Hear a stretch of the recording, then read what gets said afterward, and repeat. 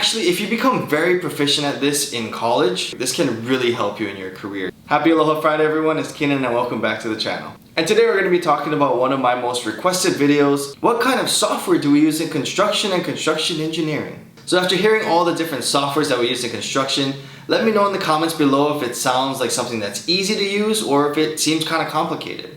So that is what we are going over today. So if you're ready to go, don't forget to hit that like button and subscribe and hit the notification bell below so you can join our growing family here on YouTube.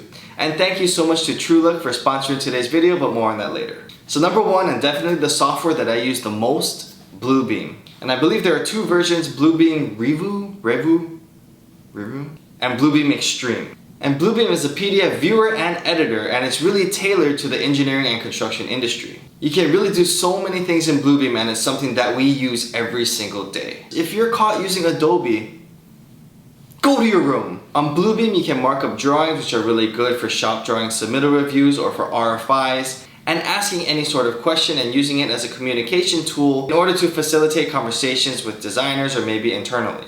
So you can make text boxes, you can do call outs, you can cloud areas, you can highlight areas, and it's really easy to use. Another thing that you can do is you can scale drawings and use it for takeoffs. A takeoff is essentially figuring out a quantity of something in the project. And as a huge disclaimer, you're not supposed to really be scaling drawings off of Bluebeam, but if the risk is relatively low, it's absolutely a powerful tool that you can use to get answers and give you a general idea of what's going on. All the dimensions you need should be given to you by the designers. You should never be scaling drawings and figuring out dimensions for yourself.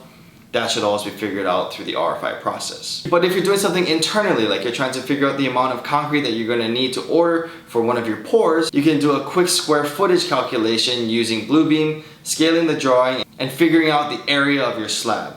Multiplying that by the thickness will give you a general idea of the amount of concrete that you're going to need to order. So this can be used for anything, lengths, perimeters, areas, you name it. And one cool thing that not all companies use, but it can be a very powerful tool, is Bluebeam Studio. And it kind of acts as like a Google Doc for all of your PDF documents, where you and someone else externally can edit the same document, it tracks all the history, and it's a pretty useful tool. So that's just a very broad overview of Bluebeam, and it really is such an important software that we use in construction. So software number two, AutoCAD and Revit. So AutoCAD and Revit are drafting softwares. AutoCAD mostly deals with 2 dimensions, Revit more 3 dimensions, or at least that's how I use it. Now the question may be posed, how good at AutoCAD do I need to be when I start in the construction industry? And the answer is, the more you know, the better. But if you don't know anything, it's still okay. Drafting is such an important skill in construction, especially if you're doing self-perform work, where you're supposed to be helping create drawings for the people in the field. But again, this is something that you can learn on the job. This is something that happened with me. I didn't take any AutoCAD classes in college. I didn't know anything and I taught myself Revit. So if you know how to use AutoCAD and Revit, it's a great tool in your tool belt and can separate you from your peers, but it's not essential that you know everything about it before you start on the project. But yes, everybody, I mean the designers, all these people use these 2 programs to draw. So just having very basic working knowledge of this will become important as you move in your career. And the third software that can work off of Revit is Navisworks. So we use Navisworks specifically for clash detection for our mechanical, electrical, and plumbing coordination. So we'll take the structural model that we have in Revit, architectural model as well, and we'll have all the different trades import their models into Navisworks, and we'll use that to run clash detection to see if we have any conflict between structure or any of our mechanical, electrical, and plumbing subcontractors. This has become such an integral part of the construction process, and it's something that contractors are really being expected to do these days. It is such a powerful tool, but again, this is not something that you need to know and be very proficient at before you start in your career. This is something that you can learn on the job. But yes, such a powerful tool to get all the models together, be able to communicate with all the different trades, and get things coordinated before you get there in the field. And number 4, good old Microsoft softwares. Microsoft Office, that's what it's called. But specifically Excel. And actually, if you become very proficient at this in college, this can really help you in your career here. There are a lot of spreadsheets in construction, and the more proficient that you are in Excel at figuring out how to manipulate cells, create different layouts, and use the program to its fullest capacity, the better off you'll be. Yes, probably right up there with Bluebeam, Microsoft Excel is so important in the industry. There's a lot of different tracking spreadsheets that you need, especially if you're doing your own budgeting and forecasting. Sometimes companies will have their own internal programs, but a lot of times they'll always have some sort of side Excel spreadsheet where they're tracking things on the side. And we'll use Microsoft Word, PowerPoint, all your typical things for pretty much the same things that you did in college and high school. Writing documents or making PowerPoint presentations. But yes, if there's any software that you really want to try to get a head start on to accelerate your career a little bit, getting proficient at Excel would be one of those that I would suggest. And speaking of excelling, it's very hard to excel on your project if you don't have a feeling of security that your job site is safe. And that brings us to our sponsor of today's video, Truelook. Unfortunately, theft and vandalism is part of the construction process that needs to be planned for.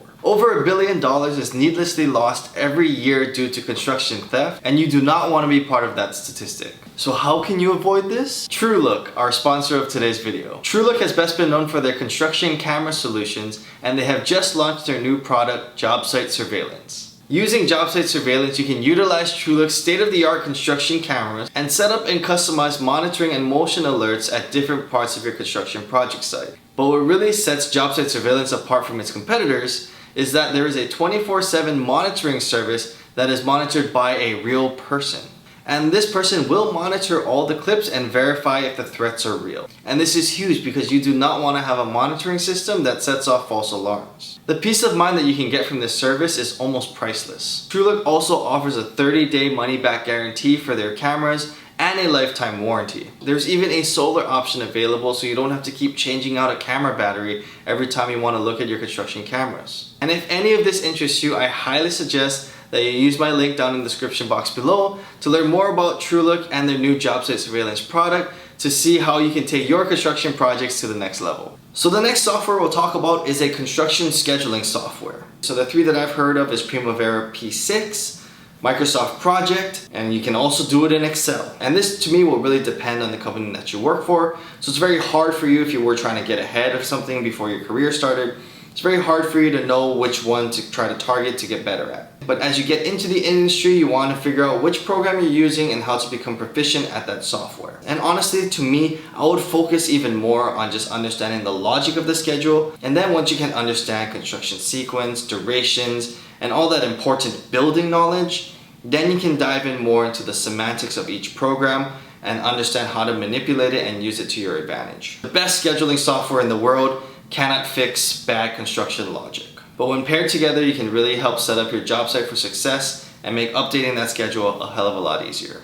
The next software that we use is some sort of plan viewer. So there's apps such as GoodReader, BIM 360, PlanGrid. And what I mean by plan viewer is that it's an area that's cloud-based that has all of your drawings on there that are redlined. Red lines are essentially markups on the current construction documents or drawings, and that shows all the most up-to-date information. It'll show all your RFIs, any changes made. So that drawing set is supposed to be your most accurate set that you have on the job site. And like I said, ideally this will be cloud-based and you can access it from your computer, from your iPad, whatever you're using in the field. And another piece of software that we use is some sort of file sharing software. So we use Ignite, but it's anything that will be able to share really large files. A lot of times in construction you'll have these 100 megabyte files that you need to send over to people, and a lot of times you can't just send that over email. So having some sort of file sharing software will be necessary in order for you to send over those big files and communicate between your consultants. And finally, they have miscellaneous software that just depends on the company that you're using. So I'll just say things like Pipe, which is a spec reading software that actually creates a log of all the submittals that you need just by uploading your specification sections to it. There's another software called Struction-Site that we will use for progress photos that will be able to track your progress throughout the job without having to sift through all these different files. You'll just upload all of these plans to Struction-Site, and it'll show on there all the different locations, when you took the photos, where you took the photos, which will become very powerful tools, maybe for history, maybe for showing your client what you can do on the project. The main thing with construction software is that it is serving your project. You don't want to just be getting the next cool new thing if it's not actually helping you be more efficient out there. There are so many different softwares out there for construction. I know I missed a bunch out there. So if there's any that you want me to take a look at, review, or comment on, let me know in the comments below and I'll do my best to reply to you. So overall, I don't think all the software that we use in construction is really all that complicated. It's not like structural engineering where you have to do all these different analyses with all these different softwares. To me, it's relatively straightforward, but I'd like to know your thoughts. So I really hope you enjoyed this video. If you did, don't forget to hit that like button and subscribe and hit the notification bell below so you can join our growing family here on YouTube. Thank you again to Truelook for sponsoring today's video, and I really appreciate all of your guys' time. I'll see you in the next video.